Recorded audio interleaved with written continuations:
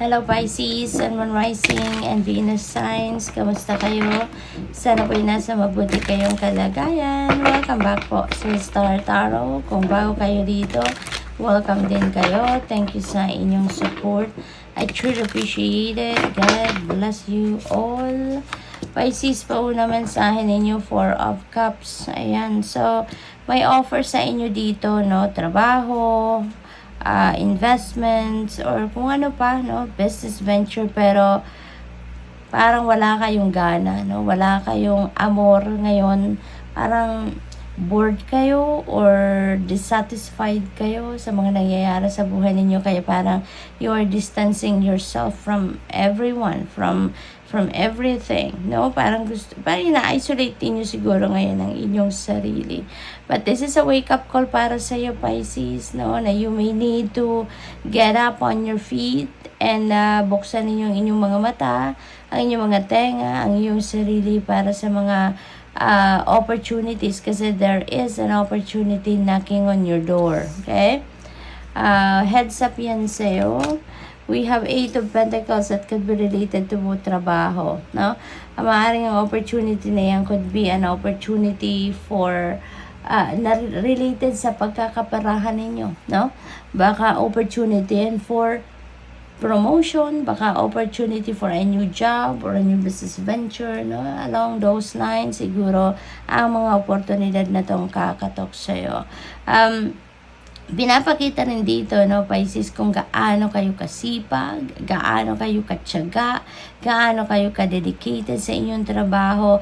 And, di ba, kapag ka ganon, for sure, you will be rewarded, no? You will be rewarded sa lahat ng effort niyo, at maaari din, ano, na yung opportunity na to na ino-offer sa inyo sa ngayon is linked dyan sa promotion, sa pay raise, diba? Or baka scholarship grant or kung ano pa, no? But definitely that could be related to trabaho. 7 of Swords, mag-iingat din kayo sa ngayon. This is a warning para sa iyo na may mga tao sa paligid niyo that are low vibration, no? Maaaring meron ditong very successful siguro na kayo ngayon sa kahit anumang larangan, kaya maraming naiinggit sa inyo, Pisces. Kaya mag-iingat mo kayo, okay? With the dealings with other people, kasi maaaring may mga tao dito na saksakan ng inggit sa katawan, at baka instead na magsikap, no, para magtagumpay din sila, baka nagbabantay lang at nakikita kayo, diba? So ayaw niya na magkaroon din ng mga tao sa paligid niya ng tagumpay. Ayaw niyang maging maganda rin ang buhay, kaya mag-iingat kayo, because some people there may sabotage you, baka yung iba dyan magfe-fake news, sisiraan kayo, yung mga ganon, okay? By the way, Pisces, before I go on, maraming salamat po sa mga nagpapadala sa atin ng blessing, no? Nagsishare ng inyong mga blessing sa akin. Maraming thank you for sending super thanks, no? Yung mga nagdo-donate dyan, maraming salamat po. May God bless you more.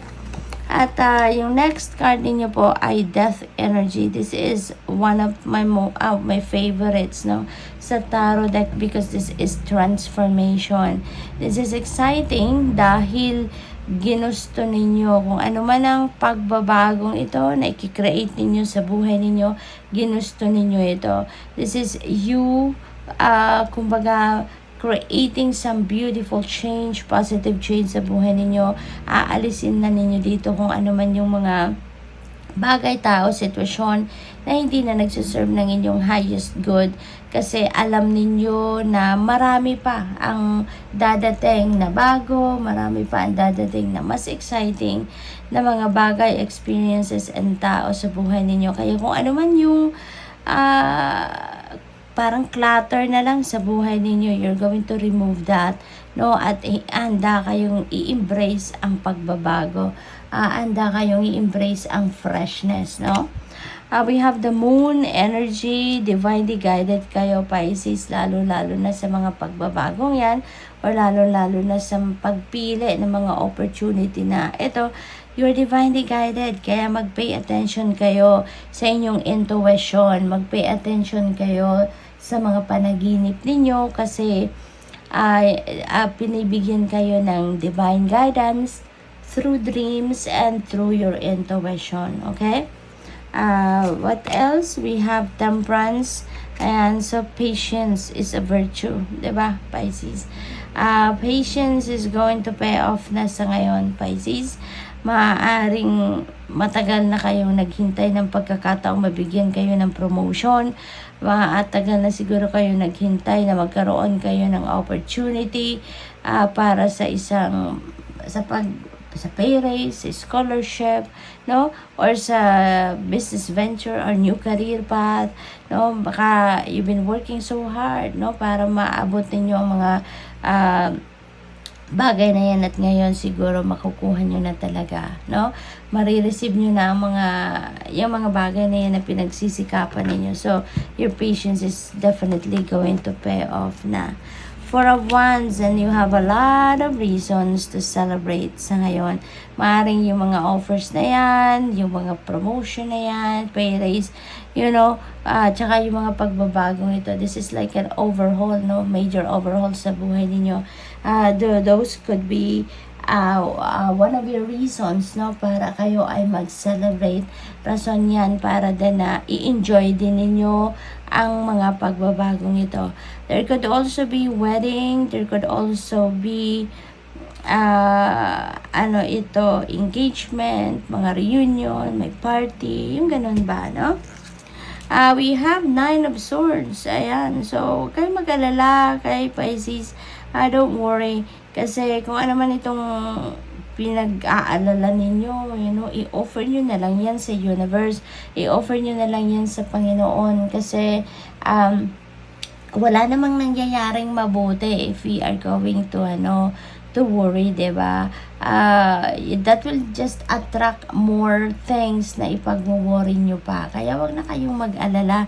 Kung ano man ito mga pinoproblema ninyo, kinaka-stressan ninyo, trust the divine, lift it all up to the universe, at with that, mas magiging maayos ang inyong sitwasyon, ang inyong kalagayan. Kahit may mga problema, mararamdaman ninyo na kaigaan pa rin, no?